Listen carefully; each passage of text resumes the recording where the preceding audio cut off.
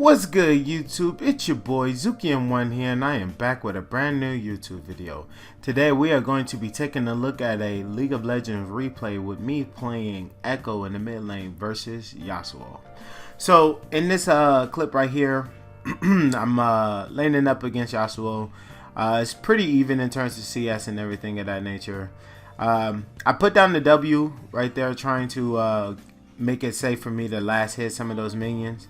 So if he tries to block me, I can stun him. But if he also tries to come up for an attack, he can get stunned as well. So either way it goes, I would have been protected. He tries to dash EQ me right there. And I respond with an E of my own to avoid it and try to prevent myself from being knocked up right there. So my jungler, as you guys saw earlier on the map, he was walking into the enemy jungler. Into the enemy jungle. He kills the person. My laner comes over. I get the kill on my laner. And then top lane also makes their way over there. Now Shin is already at base, so there's no way for him to help out right here.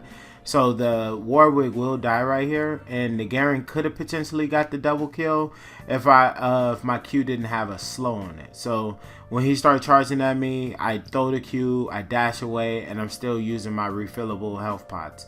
I'm just about like 20-30% health right here. Shen does make it to me eventually, so we do eventually get on top of the Garen.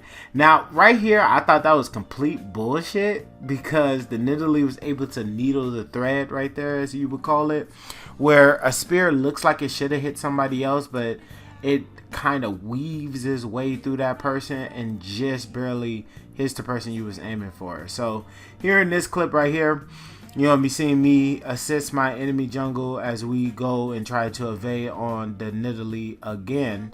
So you see that she started her blue buff right here.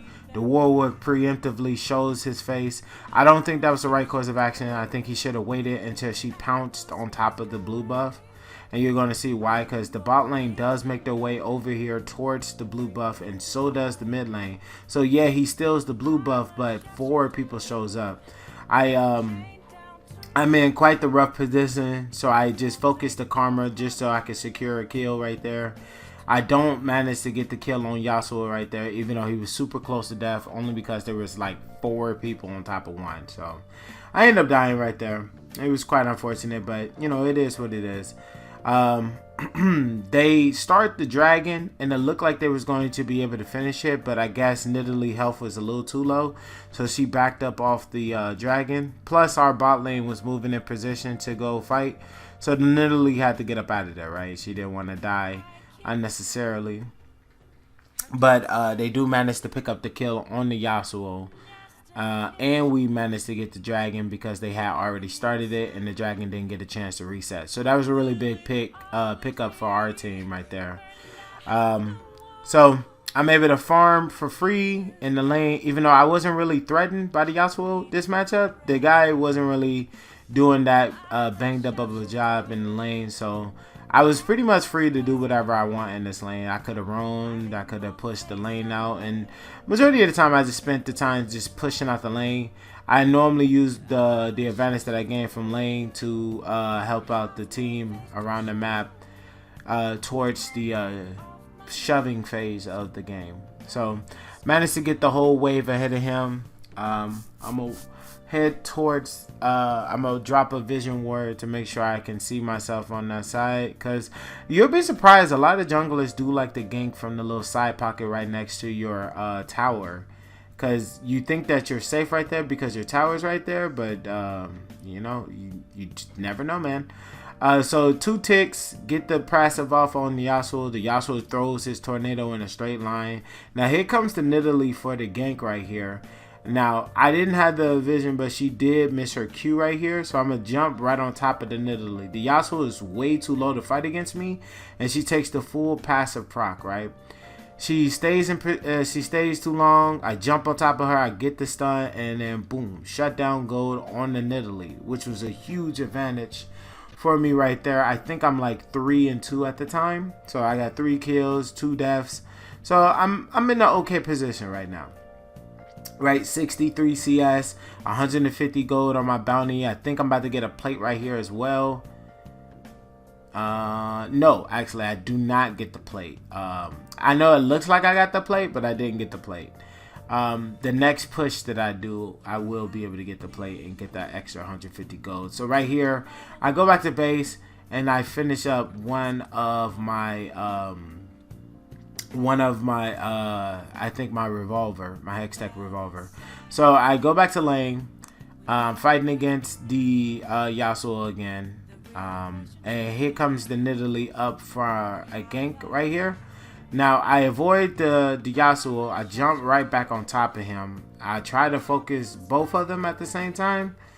I ult right back on top of the Yasuo. The ignite is ticking down on the Yasuo. So instead of the Nidalee healing the Yasuo, which would have prevented me from getting the kill on Yasuo, she simply just walks away from him and allows him to die, right? That was really bad for them because that gave me a kill when I could have been denied that gold on him. So right here, we're trying to get the dragon.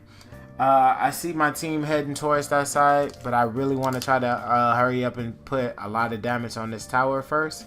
I think this was a bad call on my part, but we do manage to get the tower. But Nidalee does kill my jungler, so I just decided to continue to push out the mid lane right here. The Yasuo obviously can't fight against me here. Now, honestly, in retrospect, I feel like I should have went down towards the dragon to go help out, but I didn't. As you can see, I just used my ultimate, so I'm pretty much ultless at this moment. But we get back on top of the Yasuo right here. Shin lands the taunt, get the kill. Nidalee will pursue the Shin right here because he is super low. So I thought that I could easily kill the Nidalee right here, but then the Karma shows up, lands her Q, puts the E down on me, and then Nidalee easily just turns back around on me and kills me. The Warwick right here made a very questionable play. I'm not exactly sure what he was going for right there, but he literally jumps into the enemy team and gets himself deleted right there. That's not going to be the first time you guys see him make some questionable plays throughout this game. He ends the game 2 kills and 10 deaths. I end the game with 20 kills and 8 deaths. He didn't flame me or anything like that, so, you know, not trying to throw him out there like that, but he did make a lot of questionable plays. So I killed a Karma right there. Try to get back on top of the Yasuo, but I will die before I get a chance to. Nidalee just doing so much damage right there.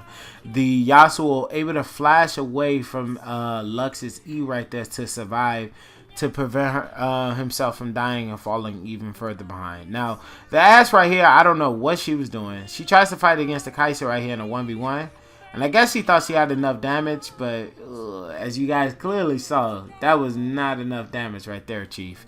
As she gets deleted by the Kai'Sa. Kai'Sa going to be able to base back home without no interruptions right there. So we get over to we get over towards me back in the mid lane right here. This is a really big fight because as you guys can see, we're down 2 dragons.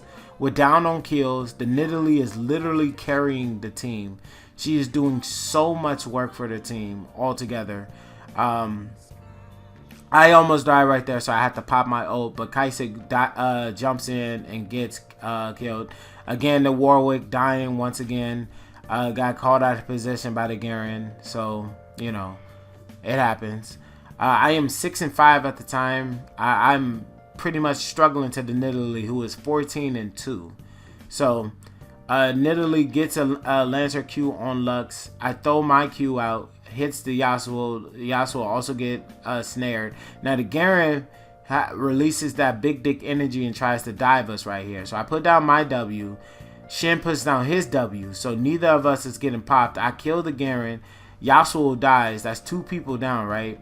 Nidalee walks back up. I jump on top of her with the E, put the Q down. I use my ultimate again because my ultimate is on a 30% cooldown. I jump on top of the Karma because she was out of position. She came back up for a Q for some reason. I have no idea why she did that. Kai'Sa, who was originally going to go towards I don't know what the hell she was doing. Instead of coming towards the tower, she decides to go for the red buff because she felt that the red buff was more important. Whatever the case may be, we end up getting 2 towers off this push because Kai'Sa does come to try to get a quad right here. She does manage to kill the Lux, but then immediately dies afterwards. So she didn't really get much out of that. The Rift Herald will take that inhibitor for us, and then we just base and head back to go reset, right? After resetting, we get a big fight in the top lane. This is a huge fight for me right here. So I catch 3 people inside my W right here. I get on top of the Nidalee and did like at least 70% damage. I ult and kill the Yasuo. I jump back on top of the Karma, kills her.